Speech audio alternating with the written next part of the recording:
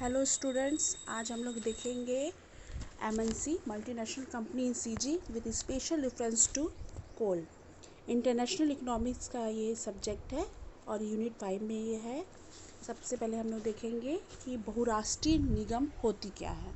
तो बहुराष्ट्रीय निगमों की भूमिका, रोल ऑफ मल्टीनेशनल्स। बहुराष्ट्रीय निगम ऐसी विशाल फर्में होती है जिसका प्रधान कार्यालय तो एक ही देश में स्थित होता है, किंतु वे अपनी व्यापारिक क्रियाएं बहुत से देशों में फैलाती है। कई बार राष्ट्रीय निगम भी कहा जाता है। इसका अर्थ यह है कि इसकी क्रियाएं मूल देश से प्रारंभ होने के बाद अन्य देशों में फैल जाती है। IBM वर्ल्ड ट्रेड कॉरपोरेशन के अनुसार बहुराष्ट्रीय का निगम वह है जो अनेक देशों में कार्य करता है, उन देशों में विकास, निर्माण या अनुसंधान का कार्य करता है, जिसका राष्ट्रीय प्रबंधन होता है और जिसका स्कंद स्वामित्व बहुराष्ट्रीय होता है। इस प्रकार हम देखेंगे बहुराष्ट्रीय निगम या कंपनी एक ऐसी व्यावसायिक संस्था है जिसका व्यवसाय एवं कारोबार अपने जन्म स्थान के देश के अतिरिक्त अन्य अनेक देशों में फैला रहता है। इसे अंतर्राष्ट्रीय निगम या बहुराष्ट्रीय कंपनियों के नाम से भी जाना जाता है। अब हम देखेंगे भारत में बहुराष्ट्रीय या निजी क्षेत्र एवं बहुराष्ट्रीय निगमों की भूमिका। सबसे पहले हम देखेंगे इसमें आधारभूत क्षेत्रों का विकास। हम जानते हैं कि जो बहुराष्ट्रीय निगम होते हैं वो बहुत ही पूंजी के दृष्टि से बहुत संपन्न होते हैं। इसलिए बहुराष्ट्रीय निगमों ने अर्थव्यवस्था के आधारभूत क्षेत्रों के विकास के लिए पूंजी विकास, तकनीकी ज्ञान, साहस एवं जोखिम उठाकर सहयोग प्रदान किया है। प्राकृतिक साधनों का विद्वहन दूसरा है। इसमें इसकी भूमिका भारतीय अर्थव्यवस्था में या किसी भी देश की अर्थव्यवस्था में प्राकृतिक साधनों का विद्वहन, क्योंकि भारत जैसे पूंजीवादी देशों में पूंजी की कमी होती है। अतः बहुराष्ट्रीय कंपनियों द्वारा विनियोजित पूंजी के सहयोग से प्राकृतिक संसाधनों के विद्वहन में सहयोग मिला है। भारत में खनिज तेल की खोज, कोयला का उत्खनन इनकी एक महत्वपूर्ण भूमिका है। विपणन में भूमिका तीसरा क्या है? विपणन में भूमिका। विपणन में भूमिका मतलब बहुराष्ट्रीय निगमों ने विपणन यानी व्यापार या खरीदी बिक्री कार्य में कुशलता से कर निर्यात को बढ़ावा दिया है। इसके लिए बाजार का शोध, विज्ञापन, विपणन, सूचनाओं का प्रसारण, भंडारण, पैकेजिंग आदि का भी विकास किया है, जिससे कि वस्तु उपभोक्ता तक उचित प्रकार से पहुंच सके। चौथा देखेंगे इसका महत्व, बहुराष्ट्रीय निगमों का महत्व। रोजगार में भूमिका। बहुराष्ट्रीय निगमों ने वृहद स्तर पर रोजगार के अवसर प्रदान किया है, जिससे देश में रोजगार सुविधाएं बढ़ी हैं। पांचवा हम लोग देखेंगे शोध एवं विकास में भूमिका। पांचवा क्या है? शोध एवं विकास में भूमिका। इन निगमों ने शोध और विकास में भी पर्याप्त मात्रा में व्यय किया है तथा मुख्य कार्यालय के शोध और विकास का लाभ इनके जो ब्रांच कार्यालय या शाखा कार्यालय होती हैं, सहायक कंपनियां हैं, उनको भी दिया है, जिससे जो अल्प विकसित देश हैं उनमें औद्योगिकरण करने में बहुत अधिक सहायता मिली है। छठवां हम लोग देखेंगे जोखिम उठाना। बहुराष्ट्रीय निगम अपने साधनों से, क्योंकि बहुत बड़ी कंपनियां होती हैं, इसलिए अपने साधनों से, अपने अनुभवों से एवं अपने तकनीकी ज्ञान के आधार पर जोखिम उठाने को तैयार हो जाती हैं। इससे देश में दूरसंचार, सड़क परिवहन, सौर ऊर्जा, विद्युत उत्पादन आदि के क्षेत्रों में विकास हुआ है। सातवां हम लोग देखेंगे प्रबंधन की कुशलता, इंक्रीज इन मैनेजमेंट एफिशिएंसी। बहुराष्ट्रीय निगमें जो होती हैं उच्च योग्यता प्राप्त या जो स्किल्ड प्रबंधक होते हैं उनको अपने पास रखने की समर्थक होती है। अब ये निगमें दूर देशों में जब कार्य करती हैं तो उन्हें भी इनके प्रबंधकों की योग्यता का लाभ मिलता है। आठवां है भुगतान शेष पर अनुकूल प्रभाव। क्योंकि बहुराष्ट्रीय निगमों की कार्यविधियों का अतिथेय देश के भुगतान शेष पर अनुकूल प्रभाव पड़ता है। इसके पास विश्वव्यापीकरण बाजार उपलब्ध होता है, जिसकी सहायता से ये विकासशील देशों के निर्यात में वृद्धि कर सकता है। नौवां इसकी भूमिका है तकनीकी लाभ। बहुराष्ट्रीय निगमों ने भारत में उपलब्ध सस्ते श्रम का लाभ प्राप्त करने के लिए उत्पादन तकनीक में अनेक बार परिवर्तन किए हैं। इन नई नई तकनीकों के परिवर्तन से यह उत्पादन आधुनिक और अंतर्राष्ट्रीय दृष्टि से प्रतियोगी बन सके और देश के हित में रहे, इसके लिए उन्होंने अनेक प्रयास किया है। तो ये है भारत में निजी क्षेत्र एवं बहुराष्ट्रीय निगमों की भूमिका।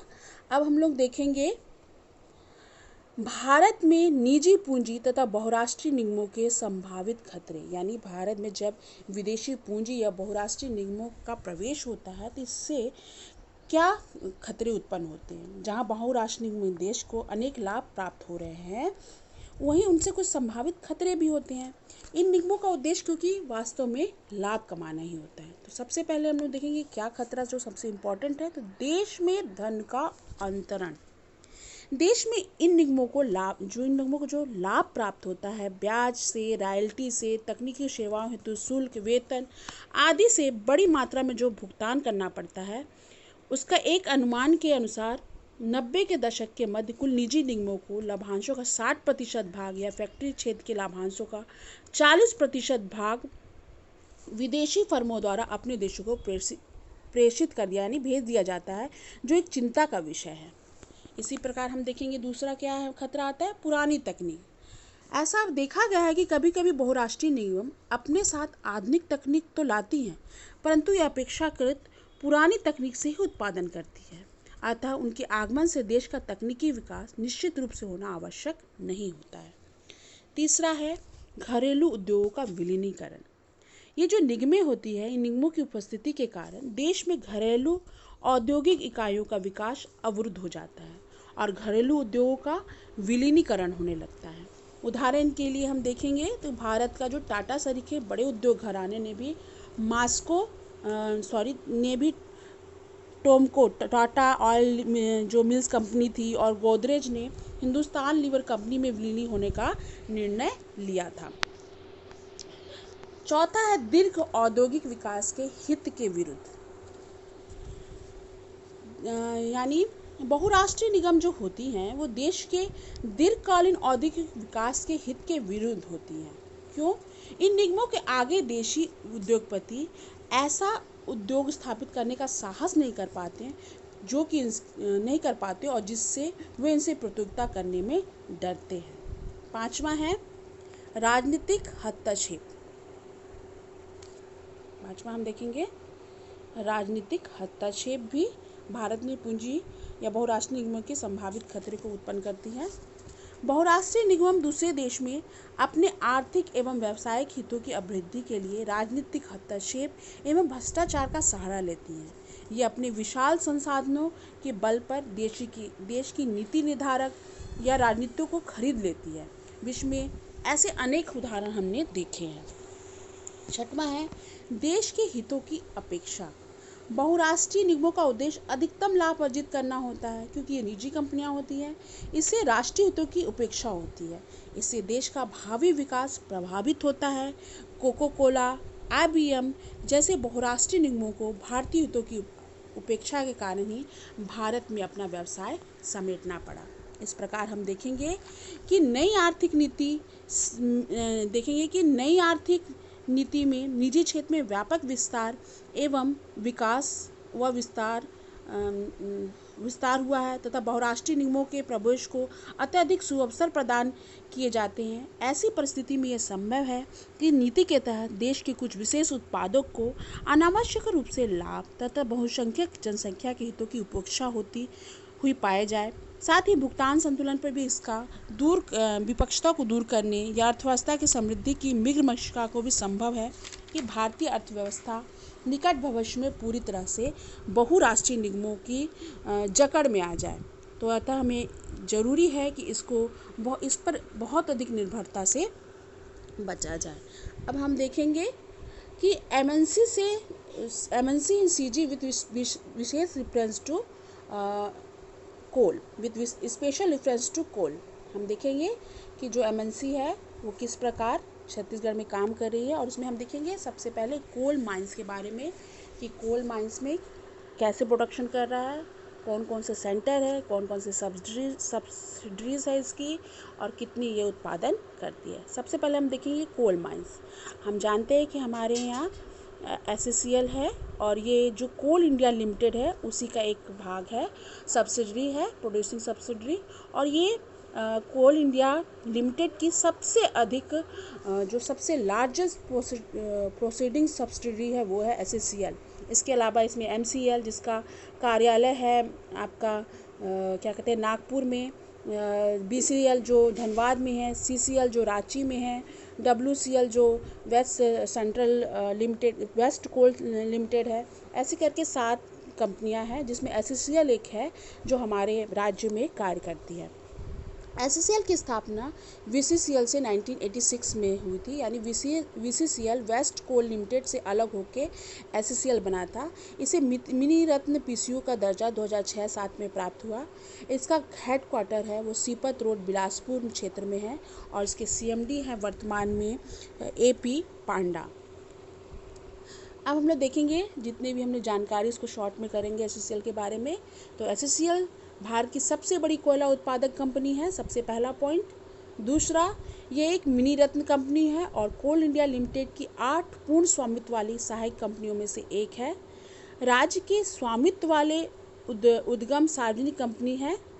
SCCL की स्थापना 1986 में VCCL से हुई थी, वेस्ट कोल लिमिटेड से। SCCL का कोयला भंडार 2 राज्यों अर्थात छत्तीसगढ़ और मध्य प्रदेश में फैला हुआ है। प्रभावी प्रशासनिक नियंत्रण और संचालन के लिए खानों को 3 कोलफील्डों में बांटा गया है, और वो है Madhya Bharat coalfield limited, central Indian coalfield limited, दूसरा है Korba coalfield limited Korba coalfields, और तीसरा है मंड रायगढ़ कोलफील्ड्स। इसके अंतर्गत 13 ऑपरेशन एरिया काम करते हैं। इसको हम लोग देखेंगे थोड़ा विस्तार से। देखिए 3 है इसमें, कौन कौन से हैं। तो पहला है central coalfield India limited, central India coalfield, दूसरा है कोरबा कोलफील्ड, और तीसरा है मांड रायगढ़ कोलफील्ड। इसमें हम देखे हैं कि इसके अंतर्गत हम देखेंगे कि कितने CG में हैं, कितने MP में हैं, और उसमें कितने अंडरग्राउंड है। उसी प्रकार हम देखेंगे कितने CG और MP में ओपन कास्ट है, और फिर हम देखेंगे टोटल कितना है। सबसे पहले हम देखते हैं सेंट्रल कोलफील्ड लिमिटेड के अंतर्गत कितनी उत्पादन करने वाले क्षेत्र है। तो इसमें 8 उत्पादन क्षेत्र है। सोहागपुर, जोजिला, जमुना कोतमा, हसदेव, चिरमिरी, बैकुंठपुर, विश्रामपुर, भटगांव। इसमें से जो शुरू के 3 हैं ये MP में है, जबकि ये जो हसदेव से लेकर चौथा से लेकर 8वां तक है, जिसके अंतर्गत आता है आपका 4th, 5th, 6th, 7th, 8th, ये हमारे CG में है। अब हम लोग देखेंगे सबका उत्पादन। तो जो सोहागपुर है वो MP में है, यानी सोहागपुर में टोटल 8 है, टोटल 8 खदानें हैं, जिसमें से 6 जो है अंडरग्राउंड खदान है, अंडरग्राउंड माइंस है, और 2 है ओपन कास्ट। जोजिला देखेंगे, जोहिला में 7 है, जिसमें से अंडरग्राउंड 6 है, ओपन कास्ट 1 है। जमुना कोतमा में 6 है, जिसमें से अंडरग्राउंड 5 है, और ओपन कास्ट माइन 1 है। अब ये MP की 3 थी। इसके बाद हम लोग देखेंगे CG की। तीसरे नंबर से CG स्टार्ट होता है, जमुना कोतमा चौथे नंबर से हसदेव में CG में हसदेव में टोटल 9 माइंस है। देखेंगे इसमें आपको दिख रहा होगा, हसदेव में टोटल 9 माइंस है,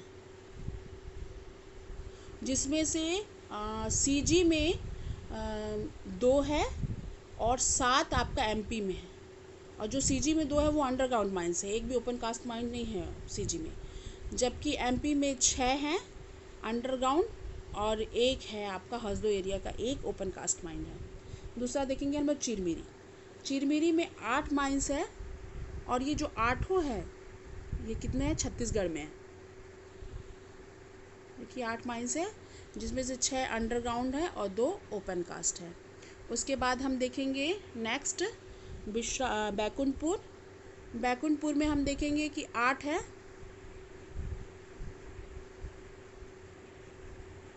बैकुंठपुर में हम देखेंगे कितना है, 5 है, और ये पांचों के पांचों कौन से हैं, अंडरग्राउंड है। उसके बाद हम विश्रामपुर में देखेंगे 8 है, जिसमें से 5 अंडरग्राउंड माइंस है और 3 ओपन कास्ट माइन है। भटगांव में 6 है, जिसमें से 4 अंडरग्राउंड और 2 ओपन कास्ट है। इस प्रकार कुल हमारे जो माइंस है इस सेंट्रल इंडियन कोलफील्ड के लिमिटेड्स के अंतर्गत 57 है, जिसमें से 22 + 7 सीजी में है और 23 + 5 यानी 28 लगभग किसमें है, एमपी में है। अब हम दूसरा देखेंगे। दूसरा जो क्षेत्र है कोरबा कोलफील्ड लिमिटेड्स, ये पूरी तरह से सब सीजी में ही है, जिसमें से सबसे पहले कोरबा माइंस को देखेंगे। इसमें सबसे बड़ा क्षेत्र कोरबा माइंस है। तो कोरबा में 9 है, जिसमें से 7 है अंडरग्राउंड और 2 ओपन है, जबकि कुसमुंडा, गेवरा और दीपिका में एक ही है कुल माइंस, और सभी के सभी ओपन कास्ट माइंस हैं।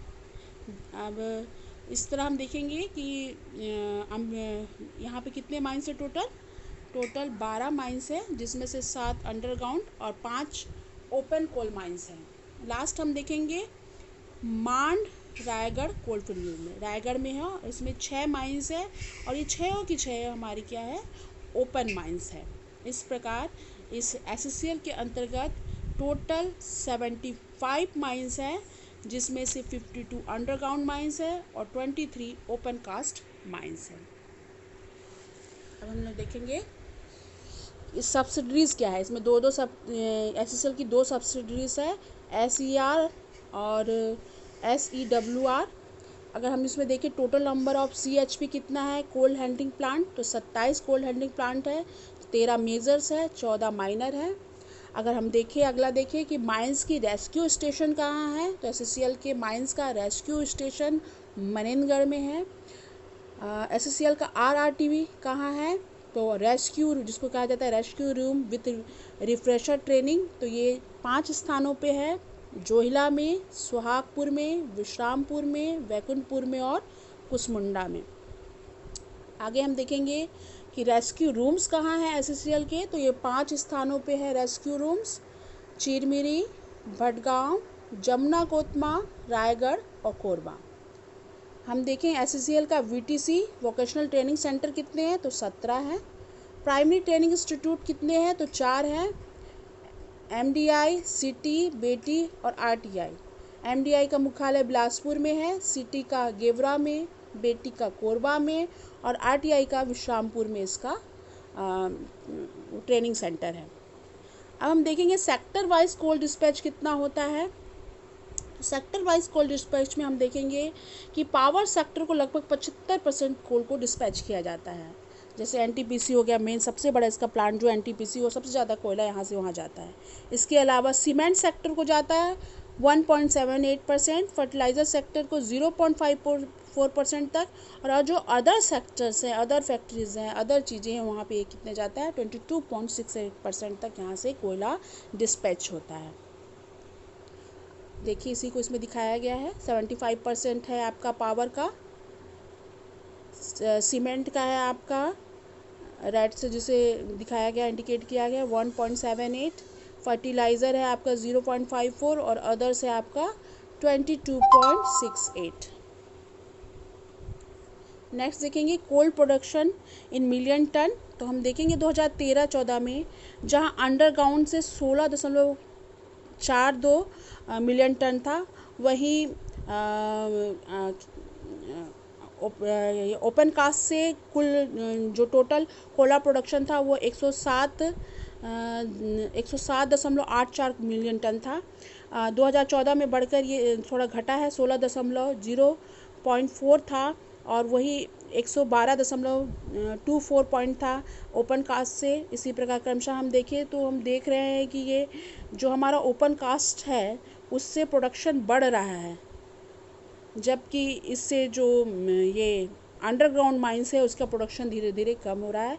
यानी जो माइंस है उसमें ओपन कास्ट माइंस जो है वो ज़्यादा अच्छा काम कर रहे हैं किसके, अंडरग्राउंड माइंस से। अब हम लोग डिस्पैच देखें हर साल कितना डिस्पैच किया गया है कोल यहाँ से।